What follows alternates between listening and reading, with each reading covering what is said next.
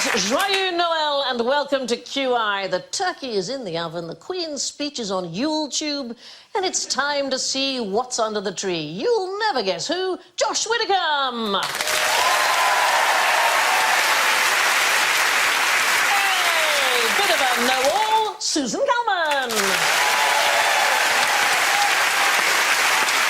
X marks the spot, Matt Lucas. It's me! It's actually me! And a Christmas cracker, Alan Davies.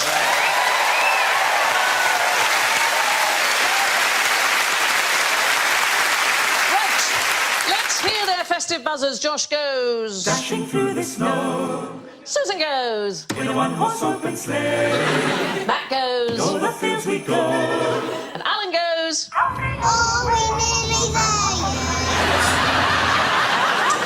So, god aften og velkommen til QI og glædelig jul. Yes, indeed. This year we have gone all Danish. The panel are dressed as Nisse, which is the traditional Danish Christmas elf. And I have to say, this is a very Danish thing, we have a little competition on Christmas Eve to see who can find the whole almond. It's more fun when you actually play it, but the winner gets a marzipan pig. There we are. Isn't that fantastic? Oh, yes. Where am I going to have to search for the full almond? Don't you worry about the almond, but the prize today, the marzipan pig, is rather fine. It is. So we should be doing that, and goodness knows what else besides. Now, a recent survey asked the British public what Christmas traditions should be preserved. Number 3, paper decorations. Number 2, carols. But number 1 was parlour games. Oh, right? no.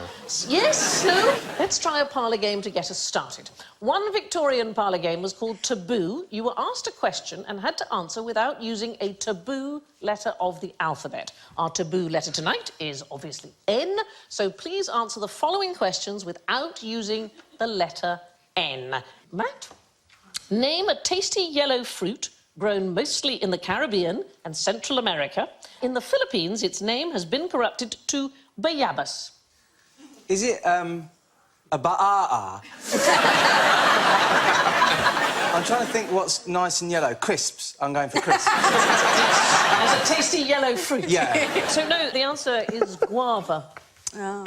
Is the answer we were Oh, there is an looking for. answer. There is an answer. I've been playing this game wrong for years. It isn't banana at all. The answer is guava, is the fruit that we were looking for. In the Philippines, it has been corrupted to bayabas. Do you know what the Filipinos call bananas? No. They call them bananas. I could have got you with that one, had you fallen for it. So, Sandy, even in counter, Yes. in cross-examination, Yes. the rules of the game still apply? No, just the answer, just the Just answer. the answer? Yes, But a supplementary counts as well, because you said you could have got them out. It will so... do with you. Here's your question. Susan Calman. Susan, what do you call a woman who looked after Victorian children whose mothers were social equals but couldn't be asked to do the job themselves? Well, I would call them the help. Which is nice, but not the correct term. Well, then I would call them...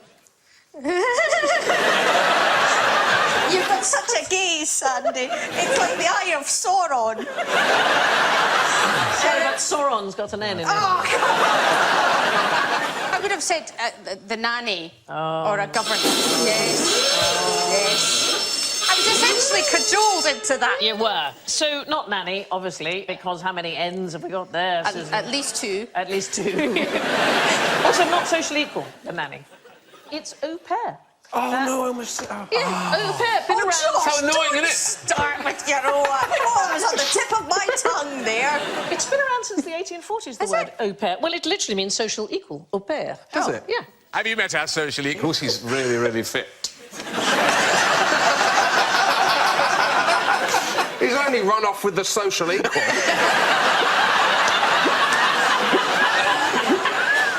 So, nobody doing very well, but I'm relying on Josh to get this one right. Watch and learn. OK, here we go. What do you call a Roman Catholic religious woman who has taken simple vows of poverty, chastity and obedience? Is it the au pair? No, it's guava. Oh, well, it's difficult, isn't it, now? Yeah. Yeah, not so quick with the Yeah. answers now. Tracy? Go on, then. None. Nah. Yeah. No. So here's the thing. The answer is a sister. So a nun has taken solemn vows, but a sister has taken simple vows. It's a technical difference to do with the repudiation of property. So a nun's solemn vow repudiates property absolutely. A sister's simple vow allows her to reserve an interest. Hedging her bets, Josh. Hedging her bets, that one. Right, Alan. Yes. Name any of the digits in the common emergency telephone number. It's like you can see the brain working. Common emergency telephone Yeah. number. What is that? Was that when you call the operator? And you say, is that the operator Yes. on the line? Yes. Get off quick, there's a train coming. 111. Oh, no, that's got ends in. Yeah.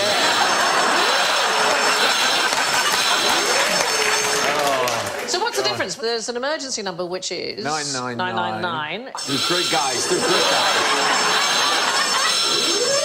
But the common emergency telephone number is 112. Is it? Yeah, so you can use it on a mobile phone even if it's locked or you haven't got a SIM card. It has So got what's the- ends in, It's got ends in 112. Well, I asked you to name any of the digits in the common emergency number. So you could have said two. Oh, my word. 2. Well, it's Christmas, so Alan wins that one. There we go.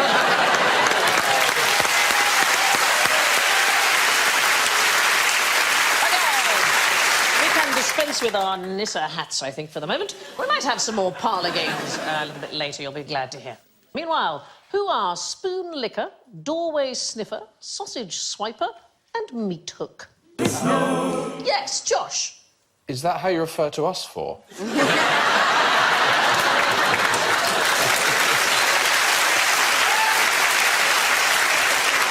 Which If one? so, name names. If you were to have to describe us, Yeah. Sandy, which one of us would be the sausage swiper?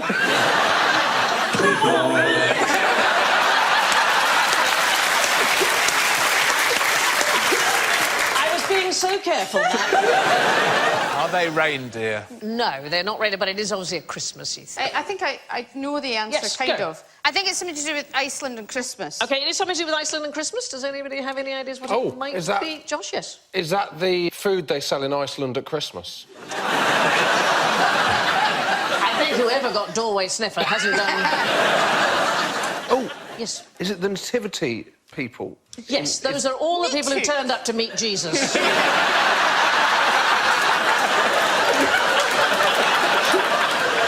I'm not going to lie to you. Yeah. When I said it, I thought, I'm right. And now, I've never felt so stupid in my life.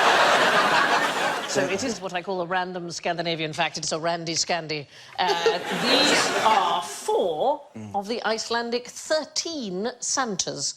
They're called the Yule Lads. There we are. There's a Yule Lad. And each of them leaves a gift for the children on successive nights, starting on December the 12th. And there are some fantastic names. There's also Pot Scraper and Bowl Licker, Sheep Cot, Clod, Window Peeper, I worry about. I think it's more of a gift for him, really, I think. In Scandinavia, we have this as the symbol. We call it Julebuk, the Yule goat. There's a Swedish town called Gavle. And since 1966, they have built a 42-foot-high Yule goat of straw every year. In that time, it's been kicked to pieces, it's had its legs removed, it's been hit by a car, it's been damaged by fireworks. In 1968, one couple climbed up inside and had sex inside it. In 2010, somebody tried to steal it with a helicopter. Unsuccessfully. It's been destroyed by arson 34 times.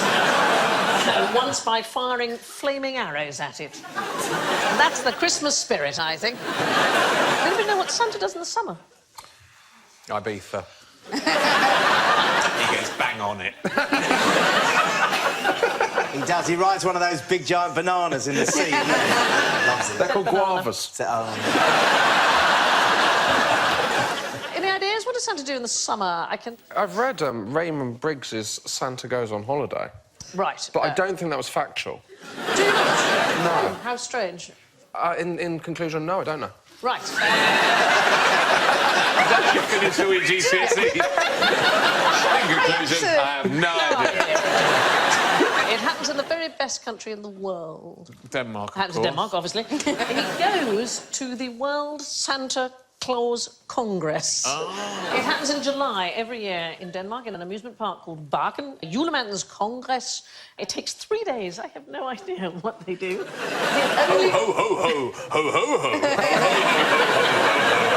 Ho, ho, ho. Bloody kids.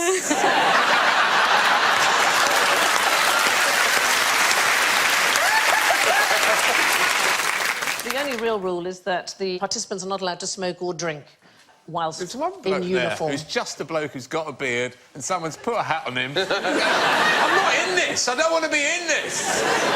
What's with the Archbishop? That Trying is- to bring religion into Christmas. They get everywhere, don't they? Yeah. You don't suppose that's St. Nicholas, do you? My coat away. It's not something you say every day. What's the worst thing about Christmas lights? Oh, they get terribly tangled up, They do. don't they? The worst thing that I've encountered about Christmas lights is they get in the way of the remote control. They do interfere with your Wi-Fi. Yes. Do they? Yeah, the microwaves which come from your Wi-Fi router are quite weak and they can get blocked by stronger signals, and indeed the Christmas lights would be a stronger signal. The man across the road from me changes my channel on my television. You must ask him not to sit next to you. No. He sits across the road and he changes my channel. Not watching that shite. And he goes, Highland Games for you. how small is this road that you can see each other so easily? You live in a little model village. I know. Susan Calman from Toy Town. Stop turning me telly over, you bastard!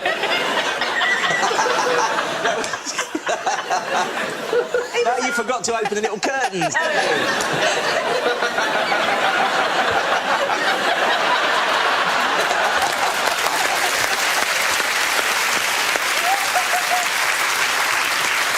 So, it is the Wi-Fi, but it's not the first thing on the list. Its environmental cost is the real thing. It's incredible. So the US Energy Department, they did a study in 2008, and over the whole of the United States, a staggering 6.63 billion kilowatt hours of electricity use. So that is twice as much electricity as Cambodia uses in a year, just for the Christmas lights. Very dark there, though, isn't it? Oh, Cambodia.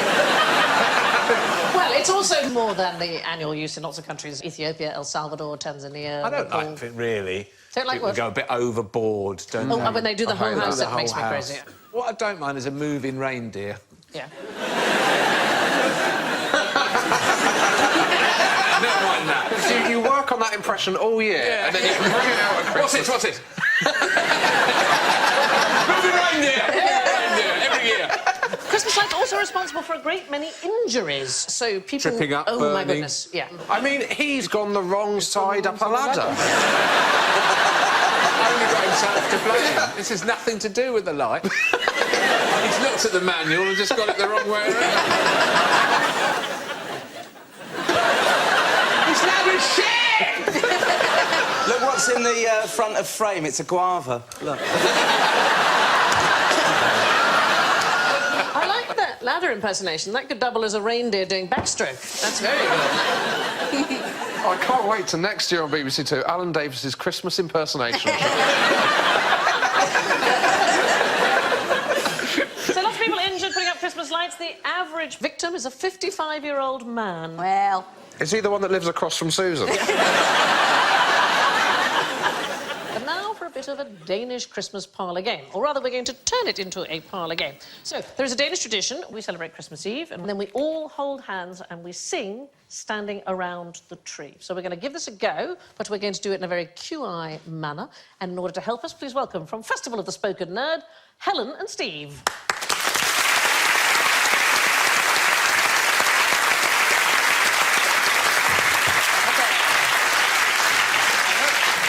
So, the really important thing, Helen, is that we have to hold hands and sing. OK, you happy with this? This All right. experiment works best if you hold hands and sing. OK. But we're going to start off telling you what we've got.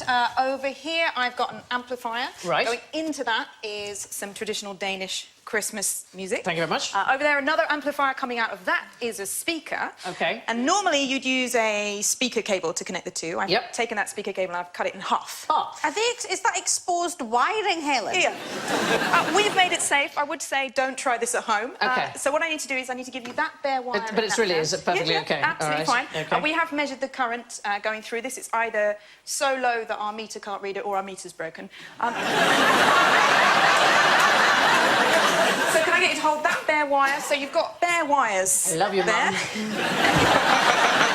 And I just need you to touch the bare It's seriously wires OK together. to do this? Yeah, absolutely. Just touch them together. Oh, that's lovely. That's the song we sing when we go around the tree. That's lovely.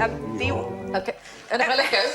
Everyone else's whelm is very much under. Yeah, because so far, all I've done is connect up the speaker wire. Well, what I can do is, Steve, if you could give that to Josh, and I will take this round to Matt. Now, Matt, if you could take that in your hand and grasp the metal part of the wire.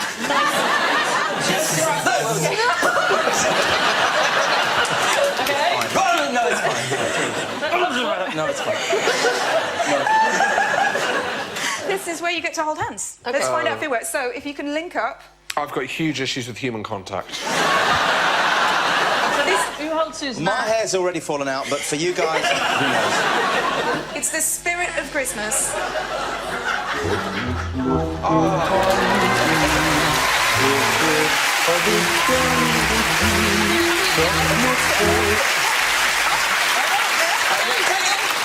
Susan was looking very sceptical.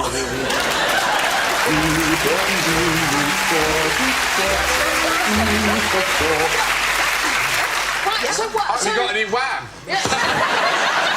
Why does it work? Well, humans are about 70% water, and that means your skin's about 70% water, but water's not a very good conductor of electricity, but salty water is. So the sweatier you are, the better this works. That was absolutely fantastic. Yes. The Festival of the Spoken Nerd.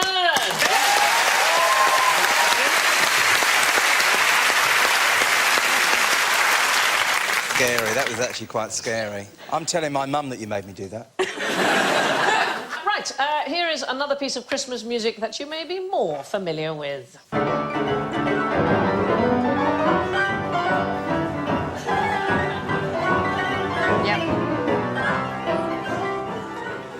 OK, quick question for the audience. Hands up, audience, how many of you could hear the words to that tune? You liars. Quite a few could hear the words. Could anybody on the panel hear the words? I can do it, yeah. So here's the thing, the music being played is a MIDI file, so it consists only of musical notes. There are no human voices at all, and people who haven't heard the song before will hear it that way, and they'll hear it just as a series of notes. But anybody who's heard the Mariah Carey vocal version will tend to hear her voice mixed in with the track, even though it isn't actually really there. Oh, wow. It's extraordinary. It's something called top-down processing. So what happens is the brain uses information that it already has to try and interpret the world. And there's a template in your head, in the heads of those people who put their hands up, for that particular song, and the brain matched it to the new sounds, filling in the non-existent vocals. Same principle as ghosts. Is that right? We think we see somebody there? Yeah, you think there's something there as a person. It's not just the lights. It's usually a dressing gown on the back of the door. Now, what's this Christmassy noise? We go.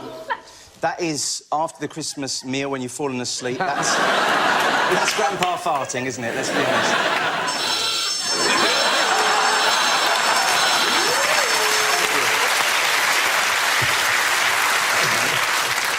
That's the sound of Santa Claus in a particularly tight chimney. That would be bad, wouldn't it? It's a pony. Is it a It's reindeer? a pony or a You think it's a reindeer? reindeer? It is a creature. It's a death throes of a Donkey. turkey. What did you say? You are the closest. You are the closest at the moment. It is a bird. It's a bird that might appear a robin? in a song, 12 days... Partridge. It is a partridge. It is absolutely. It is the sound. So I... Do you want to hear it one more time? Yes. Oh, yes. That is the sound of a partridge Partridge. taking off. Well, Taking off. yeah. Oh. So here is the extraordinary thing. It comes from the Greek word peridestra. You're right, Josh. No, That's these how they get impressions are themselves going. incredible. Here you go. So here's the weird thing, Alan. It comes from the Greek peristhai, which means to break wind. Shut the front door. The word partridge means to break wind. And it gets its name from the rapid fluttering noise it makes when it flies away. Partridge. Yeah. The origin of the lyrics to 12 Days of Christmas, lost in time. The possibility is that we got the French wrong. It's one of those wonderful mistranslation things. So, the French for a partridge is un perdrix, and we mistook it for a pear tree, and we should actually be singing a partridge, a partridge. Did you know that the Scottish have a different version of the 12 Days of Christmas? What is it, Sandy? I've So, never heard this. Early 19th century, the king sent his lady on the first... Right, don't do the voice, that's racist. Yeah. The king sent his lady on the first Yule day a popingo-eye. A what? A popingo-eye. It's a parrot. Yeah, Scottish parrot. Wallans Sorry, mackerel. can I just... A Scottish parrot? Can I just... I've lived there a long time and Yeah. I'm sounding more Scottish and there's no parrots. You can get them in a, Oh, at the bus, there's a parrot over there. get them in a pet shop. They look a bit like Right. pigeons. Popingo-eye. Right, let's see what else they had. Wallans mackerel and carries it away. And you also get an Arabian baboon, 3 hinds a merry hunting, and 3 stalks of merry corn. It's quite merry all the way through. Right. I have never heard of that. A goose that was grey, 3 starlings, 3 gold spinks, a bull that was brown.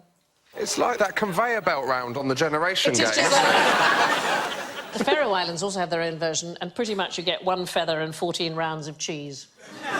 That's pretty much it. Who likes night. sprouts? I like sprouts. Do you? Yeah, they're Love lovely. sprouts. Well, I feel like something happened with sprouts, didn't it? Like, a few years ago, people start pan-frying them now and putting sort of Yeah, walnuts curry and... powder. Yeah. Nicely caramelised with loads of Caramelise butter on them. Oh, Yeah. Put some walnuts, some maple syrup, some ice cream, Yeah. some... Anything to avoid the taste of Yeah, the some chips. Kit Kat, Kit some Kat. after eights. Yeah. Some matchmakers, keep it Matchmakers stuck in festive. them. Like that. They're lovely for breakfast, sprouts. Oh. What? Sprouts and eggs for breakfast. No, you've ruined my Christmas. Yes, You thank have gone too far! You've ruined my Christmas. You people! You've ruined it. You're willing to believe we've got parrots, but oh, sprouts and eggs. Sprouts floating in iron brew. Anybody remember the Great Sprout Drought, 2010? No. Bad weather, and they went to £9.55 per kilo. There was only 31 pence per kilo cheaper than turkey. So you had to choose. Did Is you... a kilo a lot? Because I did my home shopping the other day and I ordered 1 mushroom by mistake. I felt so bad because it arrived in a separate bag. And you can just imagine the guy going up the aisle going...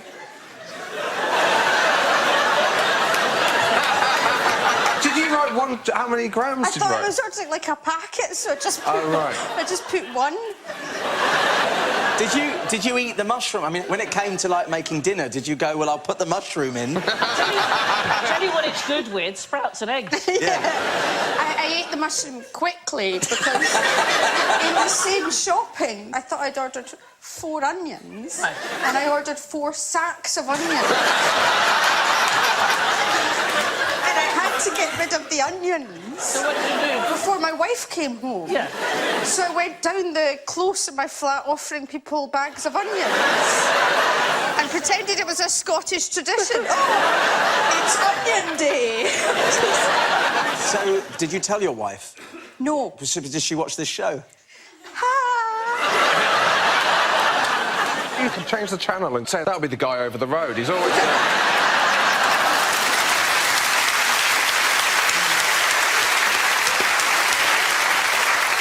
Time for another parlour game, Are You There, Moriarty? Who knows how to play this? You're blindfolded, I'm guessing. Yes, you are. You're blindfolded and you're as tall as a newspaper. This is a British one which I frankly don't understand, OK? So, you are blindfolded, you hold each other's left hands, one of you shouts out, Are you there, Moriarty? The other one shouts yes, and the one who said, Are you there, Moriarty, then tries to hit them with the newspaper. I'll be the shouter. OK. Well, you take turns, you take turns. all right, OK. Yes. I mean, obviously, I'm going to have to hit the target, but I'm not sure how comfortable I am hitting Yes. a woman on national television. It's Susan, you'll be all right. Right, Just hold think hands. about the man over the road. Think Yeah. about the man over the road. Oh, OK, thanks. left hand's held. Give me your hand. Left hand, Left yeah. hand's held. OK, so, Matt, Yes. you're going to say, Are you there, Moriarty? And Susan, you're going to say yes, and Yeah. then, Matt, you're going to try and hit her. OK. OK, go. Are you there, Moriarty? Yes! Will I try again? You try again now, Susan. Sorry, that's what you meant. Right. Go on, Susan. Are you there, Moriarty? No, I'm not, no.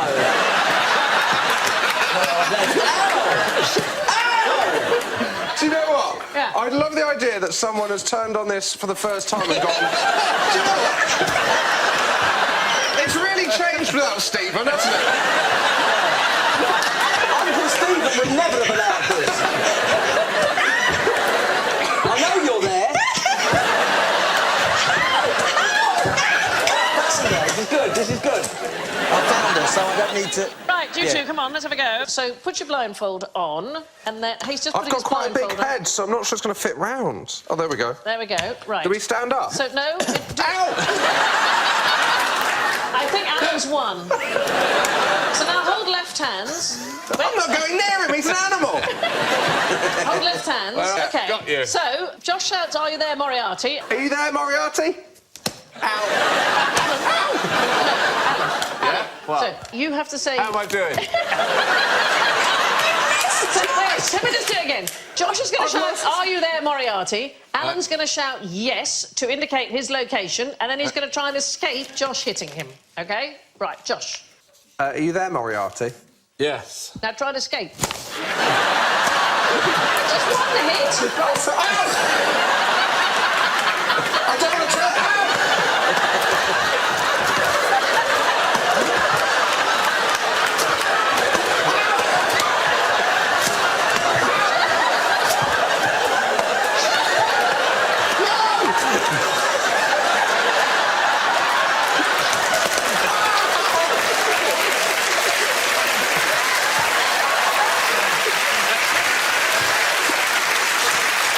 Josh, you were rubbish at that game. You were rubbish. I don't want to turn this into a carry-on film, but mine wasn't as rigid as Alan's. I'm not sure that was the problem. I think the overall winner of that is Alan, for sure.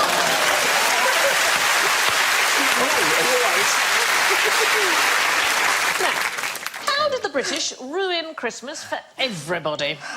Did they invent a game in which I get beaten up with a newspaper? It is to do with a deplorable custom that the British invented around Christmas. Secret Santa. Sort of in the gift area. Where you have to give presents to people even if you hate them, like Yeah. your nieces and nephews. No, sorry. Giving presents on the day, is that what It's a gift, but it's not for your family. Charity. No. Milkman. Postman. Milkman and postman is exactly right. It's the deplorable custom of giving tips to tradesmen at Christmas. It used to be called the Christmas box, didn't it? I don't know if anybody I still... forgot that Yeah. this has become very right-wing. No, it was the Americans who complained. So in the 1860s, they complained that it was turning America into the land of the fee. Well, that's ironic. You go to America, you have to pay them to accept your tip. I mean, all they want is to be tipped. Yeah. You have to tip them for bloody everything. It was thought to be deplorable in the 1860s. Well, they've got over that. It was called a loathsome and corrupt form of roguery. And in the 1890s, Christmas was described as the worst time of year because of excessive tipping. You expected to tip everybody. The butcher's boy, the librarian, the turncock. It was the person who turned on the water mains for you. Yeah. In Denmark, we're much more honest about tipping. It's called drinking money. Drikkepenge. It's the same in French, I think. It's pourboire. You know what the tip is for. It's for somebody to have a drink. And the Germans, too, I think. Trinkgeld. The British ruined Christmas for everybody because of their legendary generosity. What does a Siberian getaway car look like? Some sort of a Oh, is it sleddy thing. huskies? It is a sled thing. It's not huskies. Reindeer, cats. It is reindeer. Cats. Oh, I wish it had been cats. Forget the last thing I said. Reindeer. Apparently... You were calling us cats, weren't you? Reindeer cats. It's reindeer cats. Thanks, Josh. Apparently, the local indigenous population, very, very skilled at reindeer driving, and reindeer sleighs are faster over snow than police snowmobiles. In fact, in 2014, the Moscow Times reported there were plans afoot for a police reindeer division to tackle this specific problem. Oh, yes, and blue lights. Yeah. Blue lights on the reindeer. That would be very good. Or just the nose going like that. OK, let's look at the nose. Why was Rudolph's nose useful? Well, Rudolph, with your nose so bright, Yeah. when you guide the sleigh tonight. It's a lie, Susan. No, the fact is that there would have been no need for the red nose because reindeer can see perfectly well in low light. And they change the colour of what's known as their tapetum lucidum. It's a layer of tissue behind the retina that reflects light. So in long, bright summer light, it is gold. And then in the winter, it turns blue. And the colour change means that less light escapes from their eyes and it gives them a kind of night vision. So there would have been no need for the nose to light the way. I had a chance encounter with reindeer once in the Arctic. And here's the thing that is extraordinary about them. They've got hairy noses. They don't have shiny, moist noses. They've got these really delightful hairy noses. They're also unique amongst deer in that they are actually attracted to the smell of human urine. And I guess if you wanted to lure a reindeer to you, that would be the way. Why? Let's do it now! Let's do it now! Someone pee there and we'll see if one comes. It's Christmas! We've got 2 female cats. Yeah. We've got a male cat that keeps coming into our garden. We don't want him there. I've been told that I'm meant to mark Shoot my him. own tail. Shoot him. So I'm meant to piss in the garden myself. It's to mark... not going to make any difference. Is if it not? You... No. Well, that's You're- 2 months wasted, isn't it? So you've got a reindeer problem now, baby. I don't understand. People buy a cat and then they keep it in my garden. What is that about? Right, that's the turkey dinner out of the way. Let's fall asleep in the comfy armchair of general ignorance. Fingers on buzzers, please. You are standing in the middle of the Antarctic and your toes are frozen. How far do you have to travel to reach a place where it's literally too hot to stand? Susan. A mile? I'm just guessing. OK, which way? Down. You're just guessing. Straight down. Yes, Alan. If you go down, it's hot. Exactly I didn't right. No, I was about to answer that question. In fairness, she was about to give a different answer. Too late. It was too quick for you. You'd only have to go a couple of kilometres downwards. Underground temperature in Antarctica, pretty much the hottest in the world. Hotter than 99% of the rest of the planet. Are these people emerging? Yes, they've come up from China. It's not a very relaxing bath if everyone's standing around in anoraks taking photos of They're it. all queuing for the facilities. They're all joggers, aren't they? That woman did not luck out.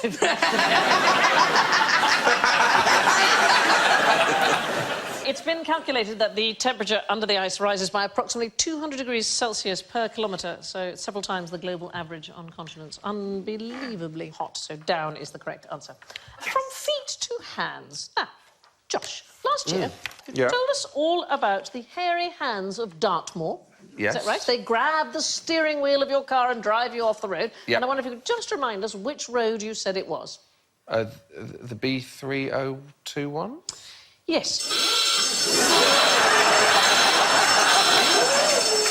This is, I can promise you, one of the finest quibbles that QI has ever received. There is a gentleman called Ian Dunn who has written in to point out that the hairy hands of Dartmoor actually haunt the B3212 and not the B3021.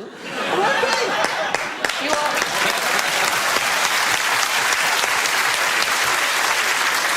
I'm afraid afraid you are having points docked this time. Posthumously. Yes. It couldn't be more wrong. The B3212 runs across Dartmoor between Exeter and Yelverton via the hamlet of Post Bridge. That's where the hairy hands hang out. The B3021, I'm afraid, goes from Old Windsor to Datchet in Berkshire. Remember that next time you make a joke. Yeah. Can I just say that he watched me talk about these ghost hands that appear and drive you off the road, and his quibble was with the number of the road? Yeah. That's incorrect. So I'm just going to dear q. Josh, without precision, there is no comedy. You have to understand that without saying the right name of a B road, no one can laugh at that. No, I thought a year ago that didn't get a laugh, and now I know why. Your road was nowhere near Dartmoor whatsoever. I love the idea of Ian sat at home now going, oh, I have ruined Josh's Christmas. Lovely. Well, your error has been particularly egregious, I'm afraid. You didn't just let Ian down or the show down, you've let yourself down, haven't you? In many ways, I think I've let Jesus down. And his hairy hand. And now for another of those Christmas traditions that people want to preserve, cutting decorations out of paper. So you should have some scissors and some paper. Oh, yeah. And here's my question. If I want to make a 5-pointed star, how many straight lines would I need to cut? I tell you what, these would have been a game changer in Are You There, Moriarty, wouldn't they? So how many cuts do we think? It's a 5-pointed star? Well, that's 2 so far, Sandy. OK. I'll do a couple more now. There's another How are one you there. Great, Sandy. Got the solution immediately. Here we go. Oh, no!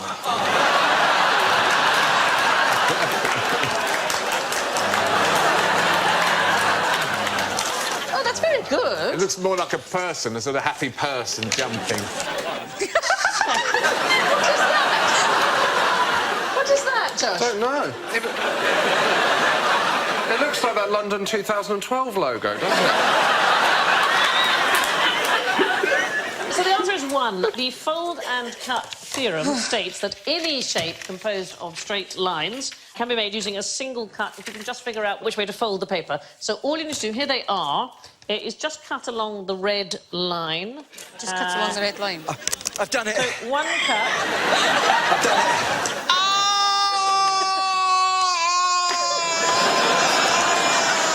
Well, that's the... What is that?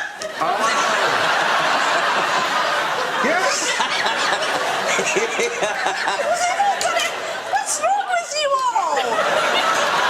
Oh, yeah, that I've got the wrong bit! The wrong bit of paper! Me too. Kindergarten! I got the wrong bit Who's as got well. it? Who's got the star? Me. There we go. From 1 single cut, you can get a 5-point star.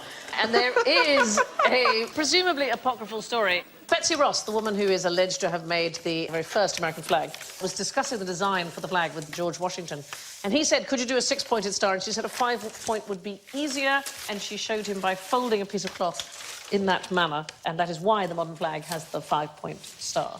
There's a problem with this story. If you go to Philadelphia, you can visit Betsy Ross's house, but it's almost certain that she didn't live there and probably didn't make the flag. But there we are, that's... Other than that, American history in a nutshell. Susan, I want you to have my star and also be my girlfriend, please. Susan, be very careful.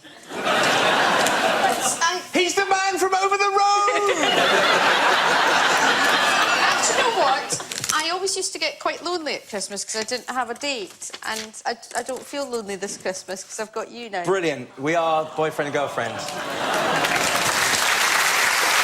we go. That's the most uncertain round of applause. I didn't want it to come to this, but Alan...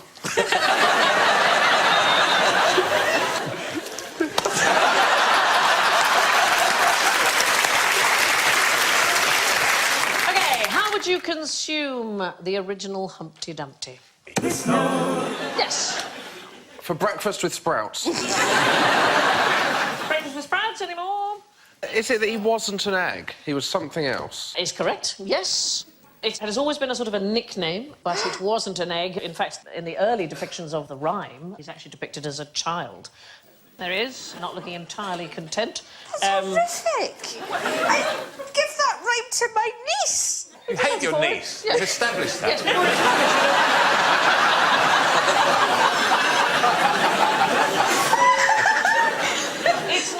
real story. That's the thing. So some people think it might have been a story about Richard III, depicted as humpbacked in Tudor histories, and he was defeated, and despite all his king's men and horses at the Battle of Bosworth. Oh, wasn't he gorgeous? So when did it start becoming about an egg? Because it's an egg, isn't it? Well, we now think of it as an egg, but it could be about so many other things. In Colchester, they believe that it is a Civil War-era cannon on Colchester's city walls, but I have to say there's no evidence of that. But the earliest citation in the OED is for a drink made with ale boiled with brandy. And Yes, I please. have some here. And I have 5 glasses. Oh, yeah. Are you sharing it out or just having a brilliant time? Sharing it out. So here's the thing as well, the traditional... Keep pouring. The traditional food that is eaten at Danish Christmas is something called æbleskiver. They are a little tiny, like a pancake thing, which you have in jam, and these have been made for me by a brilliant Danish chef, Bronte Oral, who from the Scandinavian Kitchen in London, who's here in the audience. Where are you, Bronte? Give us a wave.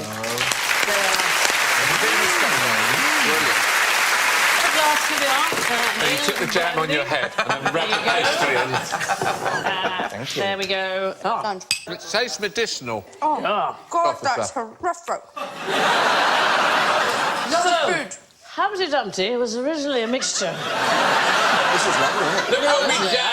I never had a happy childhood. I wasn't happy. It's like saying, look at tax now. Okay. Look at tax now. Let's not just get a taxi. We're so excited on our side. Humpty Dumpty was originally a drink. Ale and brandy, and you consumed it like this. Cheers to everybody. Cheers. Cheers. Good. Cheers. Oh. Cheers to the audience.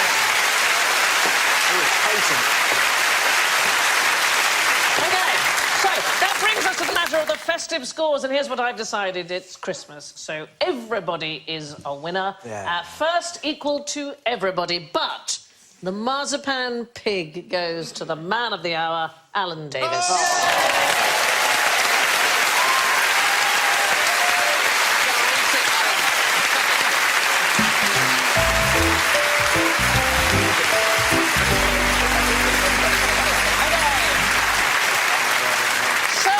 Thanks to Susan, Matt, Josh and Alan. Now, Christmas is a time of togetherness, so I thought we could end the show tonight by solving a Christmas equation together, OK? Are you ready? Here we go. So, Alan, let's have a quick look. Here is an equation.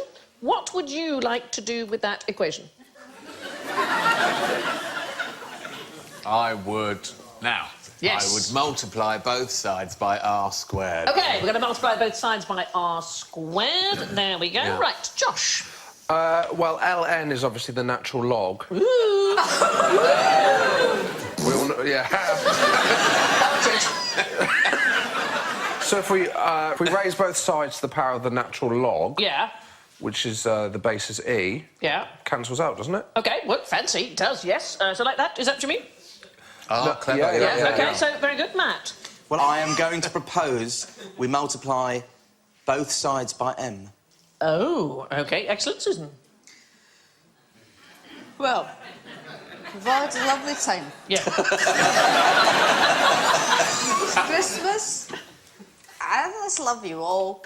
So I think we should go a bit mad and expand the R squared. Expand the R squared thing, and there we are. You'd only heard it on КьюАй. Merry Christmas!